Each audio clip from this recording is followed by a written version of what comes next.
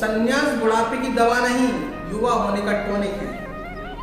चलो आज कुछ अच्छा सुनते हैं, मुनि विजय सागर जी के साथ चलते हैं। कर्म और पुरुषार्थ के बारे में कहा है जन दर्शन में, जड़ कर्म घुमाता है मुझको, यह मिथ्या भ्रांति रही मेरी।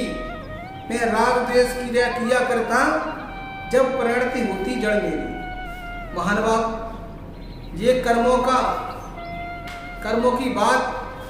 की बातें जो हमें घुमा रही हैं हमेशा, ये चारों गतियों में ये कर्मों के ही कारण घूम रहे हैं हम लोग, सभी लोग। तो एक समय की बात है कि कर्म और पुरुषार्थ में वाद विवाद हो गया। जैसे आप लोगों में वाद विवाद हो जाता है कभी कभी किसी बात को लेकर, ऐसे ही कर्मों में भी वाद विवाद हो गया।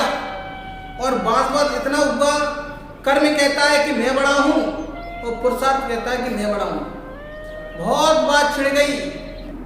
फिर निर्णय हुआ कि चलो इसका फैसला कौन करेगा कि मैं बड़ा हूं या तुम बड़े हो।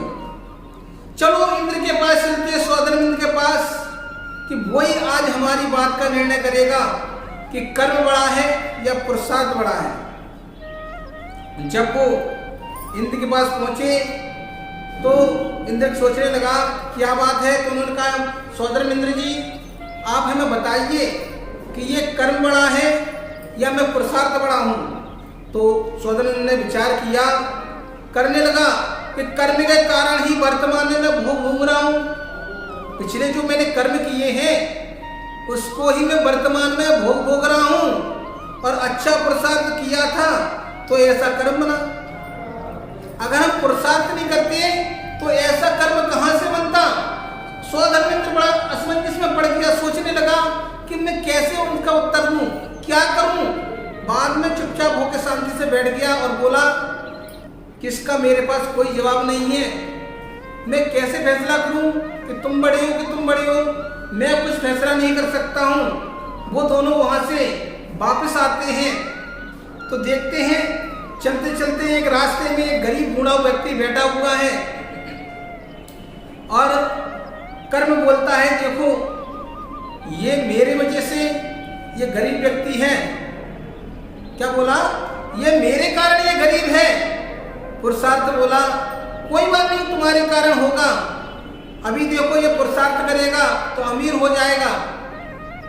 पुरुषार्थ ने कहा कि बाबा जी जंगल में अंदर चले जाइए, वहां पर आपको एक चंदन का वृक्ष मिलेगा और आप उसकी छोटी सी डंडी लेकर राजा को भेंट कर देना। व्यक्ति जाता है, डंडी लेकर आता है चंदन की और राजा को भेंट कर देता है और महाराज खुश हो जाते हैं उससे, और क्या करते हैं अपने गले का हार निकालकर उसको दे देते हैं। पुरुषार्थ कहता है, देखो ये फिर अमीर हो गया। कर्म कहता है, भी रुको 2 मिनट रुक जाओ, अब तुम्हारी बारी होगी, हमारी बारी है। एक कौवा आता है और वो हार जो उसने लकड़ी पर टांग दिया था, उस पर कोई पैसा तो था नहीं, लकड़ी पर टांग दिया था, कौवा वहां से हार लेके चला जाता है। कर्म कहता है, देखो फिर वो गरीब हो गया।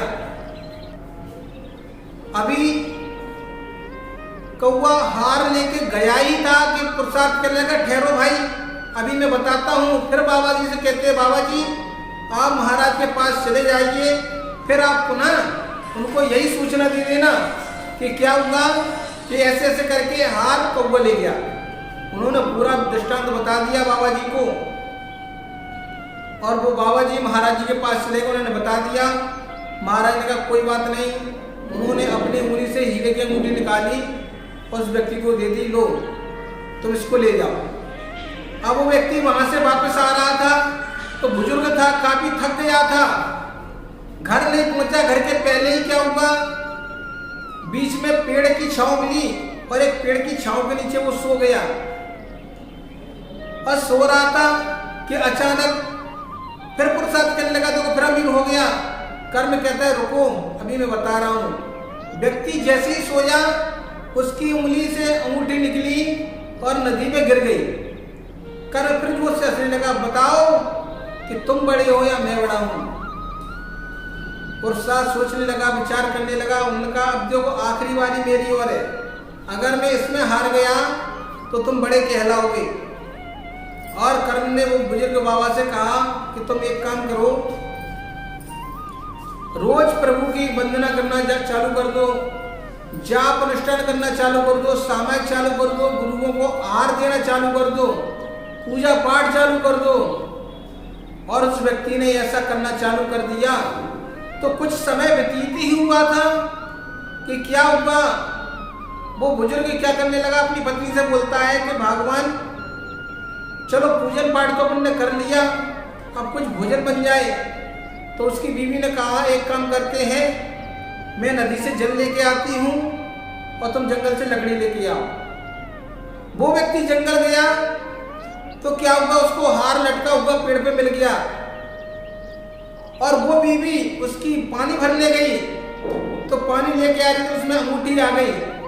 तो कहने का तात्पर्य है कि अगर हम पुरुषार्थ करते हैं तो पुरुषार्थ करने से कर्म भी हमारे दूर हो जाते हैं, जो अशुभ कर्म भी होते हैं वो भी प्रभु की भक्ति करने से, गुरु की भक्ति करने से क्षय हो जाते हैं।